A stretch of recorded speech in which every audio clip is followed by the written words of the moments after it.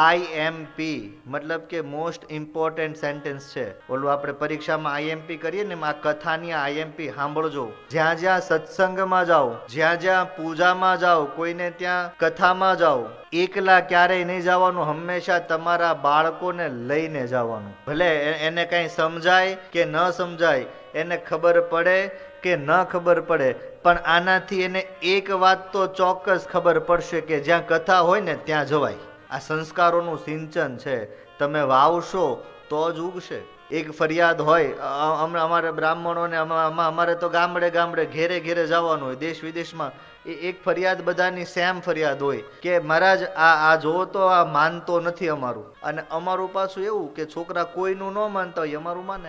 એટલે અમને ત્યાંથી ફોન આવે વિદેશમાંથી, જરા આને વાત કરો તો સમજાવો. આ અમારું માનતો નથી, આ મંદિરે જાતો નથી. આને કેટલી વાર કહ્યું કે ભાઈ રોજ દીવો કરીને ઘરની બહાર નીકળ, એ કરતો નથી. પણ એમાં વાગ તમારા છોકરાનો છે જ નહીં. 30 વર્ષે તમે એને દીવો કરતા શીખવાડો, એ ક્યાંથી દીવો કરે ભાઈ? તમારા બાળકને જ્યારે છોડ નાનું હોય ત્યારે વાળો. છોડ મોટું થાય ત્યારે વાળો તો ઈ વળશે. પણ ઈ છોડ ક્યારે વળશે? જ્યાં સુધી ઈ છોડ છે. પણ ઈ છોડ જ્યારે ઝાડવું થઈ જાય પછી એને ડાળીઓ નહીં વળે. પછી કાં તો ઈ ભાંગી જાય, કાં તો ઈ તૂટી જાય, પણ પછી એ શેપ નહીં આપે.